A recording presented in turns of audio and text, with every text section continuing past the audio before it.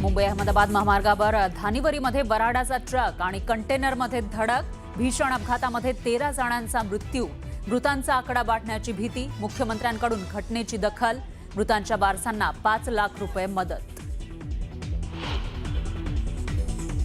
नीट paper फुटी प्रकरणी RCC क्लासेसच्या शिवराज मोटेगावकरला 9 दिवसांची सीबीआय कोठडी, 10 दिवस आधीच मिळवला होता पेपर, कुलकर्णीच्या चौकशीमधून समोर आलं नाव। नीट पेपर फुटी प्रकरणामध्ये अटकेत असलेल्या मनीषा मांढरे अखेर नोकरीतून निलंबित, मॉडर्न महाविद्यालयाची कारवाई। ठाकरेंच्या शिवसेनेचे खासदार नागेश पाटील आष्टीकरांनी घेतली एकनाथ शिंदेंची भेट, आष्टीकर शिवसेनेमध्ये प्रवेश करणार असल्याची जोरदार चर्चा, तर श्रीकांत शिंदेंच्या कार्यक्रमाला राजाभाऊ वाजेंचीही उपस्थिती। श्रीकांत शिंदेंच्या नाशिकमधील बैठकीमध्ये अंतर्गत गटबाजी चव्हाट्यावर, माजी खासदार हेमंत गोडसेंची बैठकीकडे पाठ, कार्यकारिणीमध्ये स्थान न दिल्यानं नाराज असल्याची चर्चा। ठाण्यात भाजप नगरसेवकांनी प्रदेशाध्यक्ष रवींद्र चव्हाण यांच्यासमोर मांडला तक्रारींचा पाढा, सत्ताधारी असूनही विरोधी पक्षासारखी वागणूक मिळत असल्याचा आरोप करत संताप व्यक्त। अशोक खरात आणि नामकरण आवारेची न्यायालयीन कोठडीत रवानगी, ईडी आज किंवा उद्या सकाळी खरातचा ताबा घेण्याची शक्यता, तर उद्या खरातला मुंबईमधल्या पीएमपीएलए कोर्टात हजर करणार।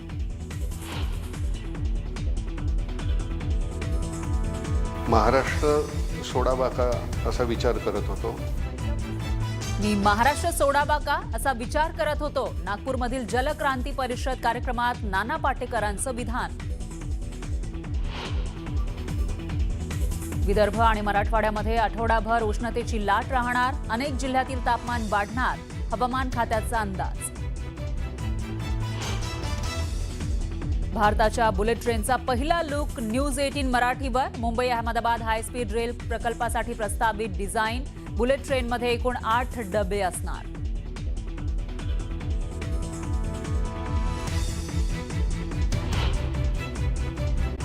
गैरप्रकारांच्या बाबत तपास सुरू असताना नाशिक नंतर लातूरचं नाव समोर आल्यानं राज्याच्या शैक्षणिक क्षेत्रात मोठी खळबळ उडाली। अतिशय कष्टातून हा लातूर पॅटर्न उभा केला गेला, पण या लातूर पॅटर्नचा फायदा घेऊन प्रचंड माया जमा करण्याचं काम काही जणांकडून सुरू होतं। अशात शिवराज मोटेगावकरचा एक व्हिडिओ व्हायरल होतोय, यात तो काँग्रेस नेत्याचा प्रचार सभेत बोलताना दिसतोय। अमित देशमुखांचा जोरदार प्रचार तो करतोय। यावेळी त्याने सांगितलं, आम्ही अमित देशमुखांचं कुंकू लावलंय, हे कुंकू तात्पुरतं नसून 7 जन्मांसाठी असल्याचं सांगायला सुद्धा हा मोटेगावकर विसरला नाही। आम्ही तर देशमुख परिवार नावाचं कुंकू लावले भैया, आणि आम्ही तर एवढं मी सांगू इच्छितोय, कारण आम्ही असे नाहीत की एकाच कुंकू लावून एका संघ, नाही, अजिबात नाही। पुढचे 7 जन्म आम्ही आपलंच कुंकू लावलंय, एवढं मी सांगू इच्छितो। मी एवढं तुम्हाला सांगू इच्छितो, आम्ही तर भैया, आम्ही तर देशमुख परिवार नावाचं कुंकू लावले भैया, आणि आम्ही तर एवढं मी सांगू इच्छितोय, कारण आम्ही असे नाहीत की एकाच कुंकू लावून एका संघ, नाही, अजिबात नाही। पुढचे 7 जन्म आम्ही आपलंच कुंकू लावलंय, एवढं मी सांगू इच्छितो। मी एवढं तुम्हाला सांगू इच्छितो, आम्ही तर भैया, आम्ही तर देशमुख परिवार नावाचं कुंकू लावले भैया, आणि आम्ही तर एवढं मी सांगू इच्छितोय, कारण आम्ही असे नाहीत की एकाच कुंकू लावून एका संघ, नाही, अजिबात नाही। पुढचे 7 जन्म आम्ही आपलंच कुंकू लावलंय, एवढं मी सांगू इच्छितो। मी एवढं तुम्हाला सांगू इच्छितो, आम्ही तर भैया, आम्ही तर देशमुख परिवार नावाचं कुंकू लावले भैया। संदर्भातली त्या सोडतीला थंड प्रतिसाद मिळाला आहे का असा प्रश्न उपस्थित होतोय, कारण 2640 घरांसाठी 2दा मुदतवाढ देण्यात आली, तरीही केवळ 55,000 अर्जदारांनीच याबद्दलची अनामत रक्कम भरली। कोटींची घरं, उच्च उत्पन्न गटाचा भर आणि महागड्या किमतींमुळे मध्यमवर्गीयांनी आता म्हाडाच्या घरांकडे पाठ फिरवली आहे का, म्हणजे याबद्दल खरं तर प्रतिसाद वाढवण्याकरता म्हाडाकडनं जर आपण पाहिलं तर 7.5% दर कपात करण्यात आली, फ्री पार्किंगची घोषणा करण्यात आली, तरीही मुंबईकरांनी म्हाडाच्या या सोडतीकडे पाठ फिरवल्याचं दिसून येत आहे।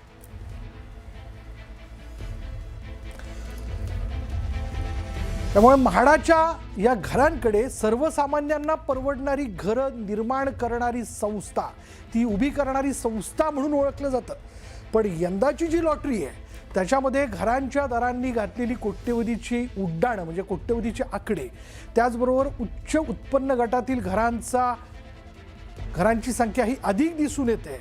आणि शिवाय आपण जर लक्षात घेतलं तर अनामत रक्कम जी आहे तोही एक मुद्दा आहे. त्यामुळे 2640 घरांसाठी दोनदा मुदतवाढ देण्यात आली, तरीही केवळ 55,000 अर्जदारांनीच याबद्दलची अनामत रक्कम भरली आहे. अधिक तपशील आपण जाणून घेणार आहोत. आमचे प्रतिनिधी सुमित सावंत आता क्षणाला आपल्याबरोबर आहे. सुमित, म्हाडाच्या या घरांना म्हणजे प्रत्येक वर्षाची लॉटरी आपण बघतो, अक्षरशः भरपूर अर्ज येतात, पण यंदा एवढा अल्प प्रतिसाद मिळण्याचं कारण काय? एकतर म्हाडानं यावेळेला घरांच्या वाढवलेल्या किमती या अवाक्या बाहेर आहेत. म्हणजे खासगी घरांच्या किमतींपेक्षा काहीच पटीनं फक्त कमी किमती म्हाडानं सध्या लावलेल्या आहेत. त्यामुळे वाढत्या किमती हे सगळ्यात प्रमुख कारण आहे. दुसरं म्हणजे ही घरं बऱ्यापैकी त्यांच्या उत्पन्न गटासाठी वापरलेली जी काही आकडेवारी आहे ती देखील जुळत नाहीये. त्यामुळे म्हाडाच्या ह्या किमती वाढल्यामुळेच आता अल्प प्रतिसाद मिळत असल्याची चर्चा आहे. दुसऱ्या बाजूला 2 वेळा म्हाडांना आतापर्यंत मुदतवाढ दिली आहे, ज्याच्यामध्ये एकदा सुरुवातीला मुदतवाढ देताना त्यांनी काही ठिकाणी पार्किंग मोफत देण्याचं आमिष देखील लोकांना दिलं, जेणेकरून लोक अर्ज करतील मोफत पार्किंगच्या आमिषानं. मात्र तसंही कुठे होताना दिसत नाहीये, कारण किमती खूप जास्त आहेत.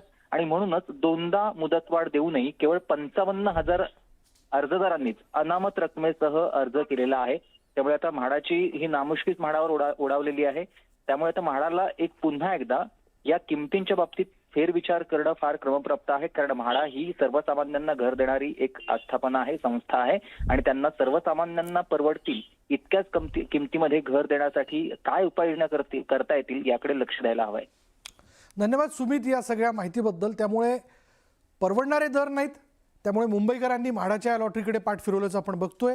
या लॉटरीच्या जाहिरातीला दोनदा मुदतवाढ देऊन सुद्धा अल्प प्रतिसाद मिळाला आहे. केवळ आणि केवळ 55,000 मुंबईकरांनी याबद्दलचा अर्ज भरला, ऑनलाईन भरला, आणि त्याची अनामत रक्कम जी आहे ती देऊ केलेली आहे.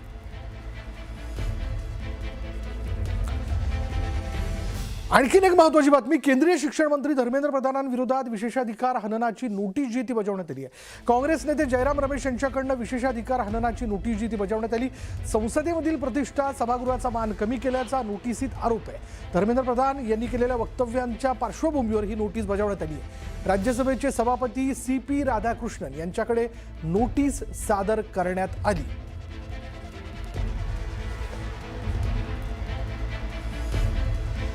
केंद्रीय शिक्षण मंत्र्यांच्या विरोधात नोटीस जी आहे म्हणजे बजावण्यात आलेली विशेषाधिकार हननाची ही नोटीस आहे. संसदेतील प्रतिष्ठा, सभागृहाचा मान कमी केल्याचा नोटीसमध्ये आरोप करण्यात आला. धर्मेंद्र प्रधान यांनी केलेल्या वक्तव्यांच्या पार्श्वभूमीवर ही नोटीस बजावण्यात आली आहे. आता वातावरणाबद्दल आपण जाणून घेणार आहोत. बघा, हा आठवडा महाराष्ट्रात उष्णतेची लाट कायम राहण्याची शक्यता आहे. हवामान खात्याच्या अंदाजानुसार उत्तर, पश्चिम आणि मध्य भारताला पुढचे 7 दिवस उष्णतेचा तडाखा सहन करावा लागणार आहे. या पार्श्वभूमीवर हवामान खात्यानं अलर्ट जारी केलाय. त्यामुळे या आठवड्यात विदर्भ आणि मराठवाड्यातील तापमानात वाढ होण्याची शक्यता नाकारता येत नाही.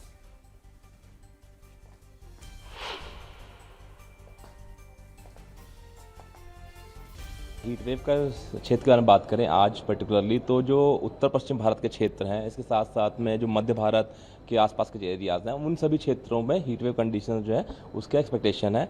और ये अगले 1 सप्ताह के दौरान, अगले 7 दिनों के दौरान ये कंटिन्यू रह सकती हैं. अगर इसको राज्यवार समझे तो हम देखेंगे कि पंजाब, हरियाणा, उत्तर प्रदेश, मध्य प्रदेश, राजस्थान, साथ साथ महाराष्ट्र का विदर्भ, मध्य महाराष्ट्र और मराठवाड़ा का जो क्षेत्र है, इन सभी क्षेत्रों में हीट वेव कंडीशंस की वार्निंग जारी की गई है. भुसावळ शहरात 20 वर्षीय तरुणीवर अत्याचार करून जबरदस्तीने धर्मांतर आणि लग्नासाठी दबाव टाकल्याचा धक्कादायक प्रकार समोर आलाय. या प्रकरणी नाविल शेख याच्या विरोधात भुसावळ बाजारपेठ पोलीस ठाण्यामध्ये गुन्हा दाखल करण्यात आला असून त्याला अटक करून न्यायालयीन कोठडी सुनावण्यात आली आहे. पीडित तरुणीला 8 दिवस खोलीत डांबून ठेवून मारहाण केल्याचा आरोप असून पुढील तपास उपनिरीक्षक भारती काळे करतात. आपण तात्काळ त्याची गुन्हा दाखल करून आपण संबंधित XYZ आरोपीला आपण काल अटक केली आणि माननीय कोर्टासमोर आपण त्याला सादर केले. सादर केल्यानंतर संबंधित आरोपीचा जो वकील आहे त्याने कोर्टामध्ये मॅरेज सर्टिफिकेट प्रोड्यूस केलं. त्याच्यामुळे आम्ही जो 4 दिवस PC मागितला होता तो माननीय कोर्टाने दिला नाही आणि सध्या आरोपीला ज्युडिशियल कस्टडीमध्ये रवानगी करण्यात आलेली आहे. मोठी बातमी, ब्रेकिंग न्यूज आपल्याकडे आहे. अशोक खराचा ईडी आज किंवा उद्या सकाळी ताबा घेऊ शकते अशी माहिती समोर आली आहे. ताब्यात घेण्यासाठी ईडीची न्यायालयीन प्रक्रिया पूर्ण झाल्याची माहिती सुद्धा समोर आलेली आहे. अशोक खरात नामकरण आवारेची न्यायालयीन कोठडीत रवानगी करण्यात आली. अशोक खराचा ईडी आज किंवा उद्या सकाळी ताबा घेऊ शकते अशी माहिती आहे. म्हणजे आता न्यायालयीन कोठडीमध्ये पाठवलेला आहे, पण ईडी त्याचा ताबा घेणार असल्याचं कळत आहे. ताब्यात घेण्यासाठी नाशिकमध्ये ईडीची न्यायालयीन प्रक्रियाही पूर्ण झाल्याची माहिती समोर आली आहे. आणि उद्या अशोक खरातला मुंबईमधल्या PMPLA कोर्टामध्ये हजर केलं जाणार असल्याचं कळत आहे. जर अशोक खरातला ईडीनं ताब्यात घेतलं तर मात्र त्याच्या अडचणी खूप मोठ्या प्रमाणामध्ये वाढू शकतात. मागील काही दिवसांपासून अशोक खरात हा कोठडीमध्ये आहे, त्याची चौकशी केली जाते आणि अशामध्येच आता ईडी सुद्धा त्याचा ताबा घेणार असल्याची माहिती आहे. त्याविषयीची संपूर्ण प्रक्रिया पूर्ण झाल्याचंही कळत आहे. न्यायालयीन प्रक्रिया पूर्ण झाली आहे आणि उद्या खरातला मुंबईमधल्या PMPLA कोर्टामध्ये हजर केलं जाणार असल्याचं कळत आहे.